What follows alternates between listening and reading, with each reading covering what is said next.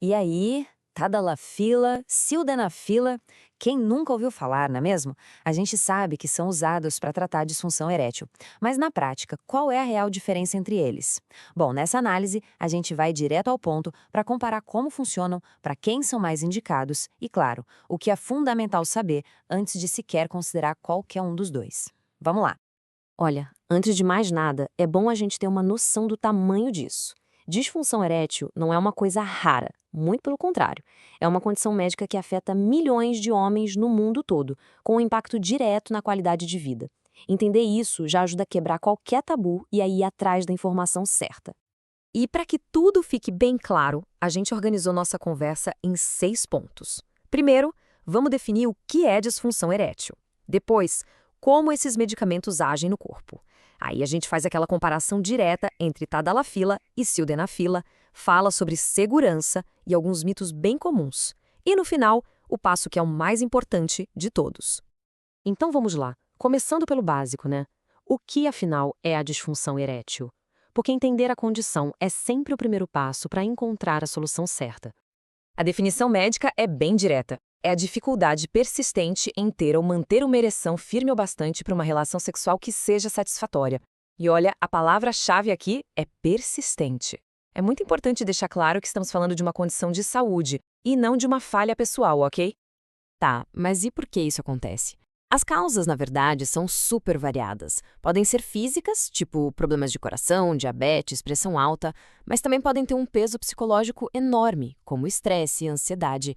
E na maioria das vezes é uma mistura dos dois, o que só reforça a importância de um diagnóstico médico bem feito. Ok, então já entendemos o problema. Agora, como é que esses remédios ajudam a resolver? Apesar de terem nomes diferentes, a tadalafila e a sildenafila funcionam de um jeito muito, mas muito parecido. Os dois fazem parte de uma classe de remédios chamada inibidores da PDE5. O nome parece um bicho de 7 cabeças, né? Mas a função é até que simples. Eles ajudam a relaxar os vasos sanguíneos lá no pênis. E com os vasos mais relaxados, o fluxo de sangue para a região aumenta, que é exatamente o que precisa acontecer para uma ereção. E aqui tem um detalhe que, olha, é fundamental entender. O medicamento não é um interruptor mágico. Ele não causa uma ereção do nada, espontaneamente. O estímulo sexual ainda precisa acontecer. O que o remédio faz é, digamos, otimizar a resposta natural do corpo, garantindo que o fluxo sanguíneo seja forte o suficiente para que a ereção aconteça. Chegamos na grande questão: tadalafila ou sildenafila? Qual a diferença? Embora o mecanismo seja parecido, as principais diferenças estão no tempo de ação e na duração do efeito.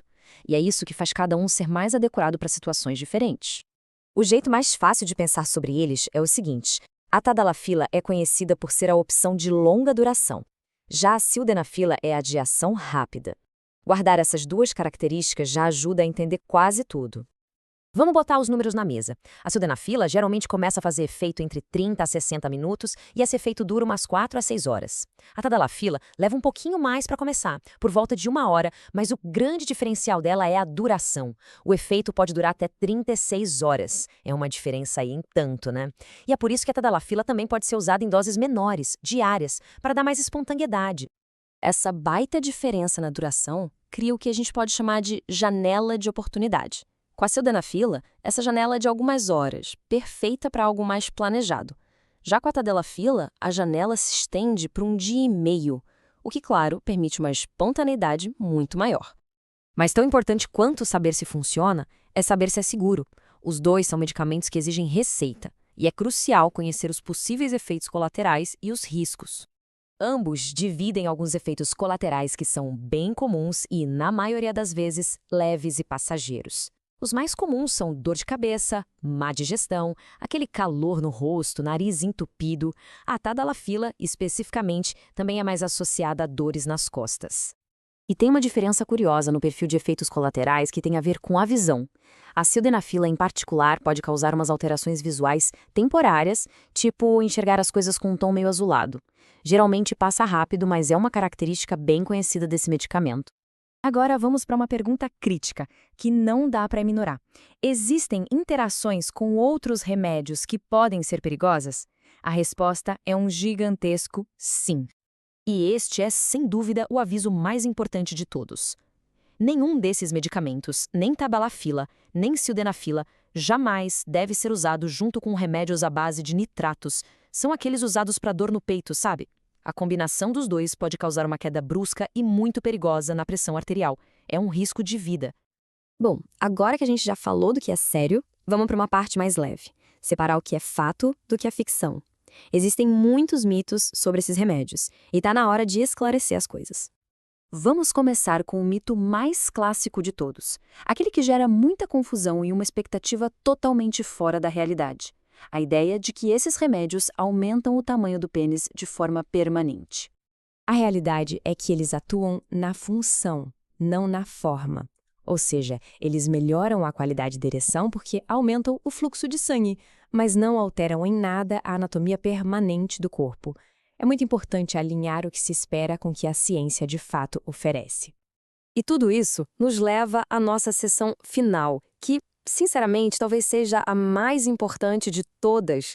Depois de saber tudo isso, qual é o próximo passo essencial?